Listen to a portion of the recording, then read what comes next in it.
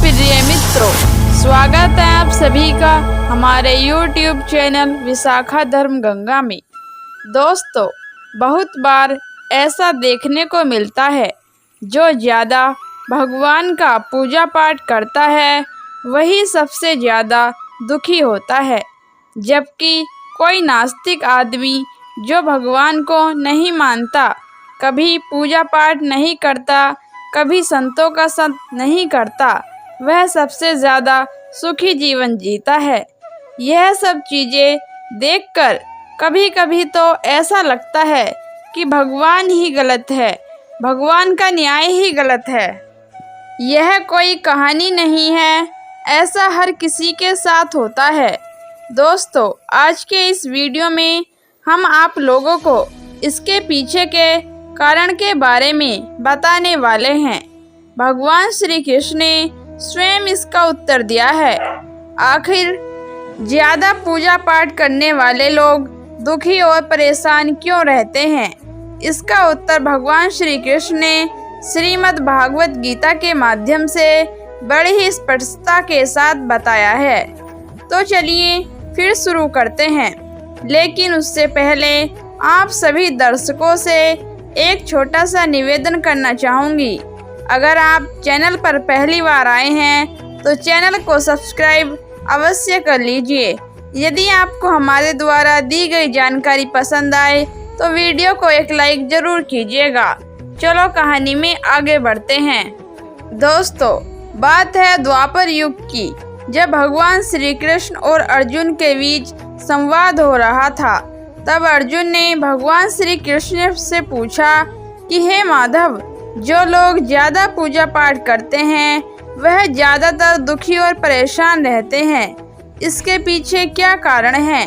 जबकि जो लोग भगवान का नाम भी नहीं लेते, भगवान का स्मरण बिल्कुल भी नहीं करते और हमेशा गलत कार्यों में लिप्त रहते हैं, उन लोगों को मैं सुखी देखता हूँ। इसके पीछे का रहस्य मुझे समझाने का प्रयास करें। तब भगवान श्री कृष्ण ने एक छोटी सी कहानी के माध्यम से अर्जुन को इसका उत्तर दिया। आइए जानते हैं उस छोटी सी कहानी के बारे में। दोस्तों, एक गुरु के दो चेले थे। दोनों ही पढ़े लिखे विद्वान थे। दोनों में फ़र्क सिर्फ इतना था कि एक भगवान को मानने वाला था और दूसरा भगवान को न मानने वाला नास्तिक था। एक ऐसा था जहाँ पर भगवान की कथा होती, जहाँ भगवान का भजन होता, वहाँ वह दौड़ के चला जाता और भगवान की पूजा पाठ करने लगता। दूसरा शिष्य इन सब चीज़ों से काफ़ी दूर था। वह शराब पान भी करता था, वैश्याओं के साथ गमन करता था। सारी बुरी आदतें दूसरे शिष्य में थी। एक दिन क्या हुआ, एक शिष्य शराब पीकर अनाप शनाप बोलते हुए रास्ते में पैदल चलते हुए अपने घर को जा रहा था। अचानक उसको रास्ते में पैसे से भरा एक बैग मिल जाता है। उसकी खुशी का ठिकाना नहीं रहता। वह जोर जोर से चिल्लाते हुए सबको बताता है, मुझे आज पैसों से भरा बैग मिला है, मेरा जीवन सफल हो गया। इन पैसों से अपने जीवन की आवश्यकताओं की पूर्ति करूंगा। वहीं दूसरा मित्र मंदिर से भजन करते हुए अपने घर को जा रहा था। अचानक उसके पैर में एक बड़ी कील चुभ जाती है, रक्त निकलने लगता है।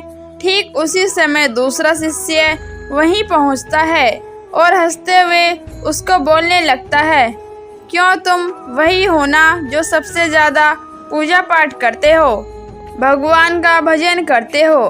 क्या दिया तुम्हारे भगवान ने तुम्हें? मुझे देखो, मैं कभी मंदिर नहीं गया और न ही मैंने कोई भी अच्छा काम किया। मेरे घर में भगवान का मंदिर भी नहीं है। मैंने कभी अपने घर में सत्यनारायण की कथा नहीं कराई, भगवान के सामने कभी माथा नहीं टेका। फिर भी मैं कितना संपन्न हूँ, अमीर हूँ। मेरे पास पैसों की कोई कमी नहीं है। सबसे ज़्यादा सुखी जीवन जी रहा हूँ। अच्छे शिष्य को उसकी बात चुभने लगी। उसके मन में विचार किया, यह बोल तो सच रहा है। मैं कितना पूजा करता हूँ और मैं कुछ गलत कार्य भी नहीं करता हूँ। अपने इस प्रश्न को लेकर वह अपने गुरु के पास जाता है और उनसे पूछता है। गुरुजी मुस्कुराते हुए बोले, भगवान जो करते हैं अच्छे के लिए करते हैं। जिसकी जैसी योग्यता होती है उसको उसी के अनुसार फल देते हैं। अब तुम्हारे प्रश्नों का उत्तर तुम जानते हो। भगवान ने तुम्हारे पैर में कील क्यों चुभाई और उसको पैसों से भरा बैग क्यों मिला? सुनो, तुमने पिछले जन्म में बहुत पाप किया था, इसीलिए तुम्हारी आज मौत होने वाली थी। तुम बच गए क्योंकि तुम मंदिर गए थे, तुमने भगवान की पूजा की थी। यही एक कारण है कि तुम्हारी मौत न होकर सिर्फ एक कील तुम्हारे पैर में चुभी है। अब तुम्हारे मित्र की बात करते हैं। पूर्व जन्म में वो एक संत महापुरुष था, इसीलिए उसकी आज किस्मत बदलने वाली थी। करोड़ों की संपत्ति का मालिक बनने वाला था, मगर इस जन्म में उसने कोई भी अच्छा काम नहीं किया, इसलिए पूर्व जन्म के फल के अनुसार उसको थोड़े ही पैसे मिले, जबकि वह अरबों की संपत्ति का मालिक बनने वाला था। भगवान को दोष देना छोड़ दो और अपने वर्तमान के समय का सदुपयोग करो, भविष्य अपने आप सुधर जाएगा। इस प्रकार उसकी आंखें खुल गई और वह फिर से पूजा पाठ करने लग गया।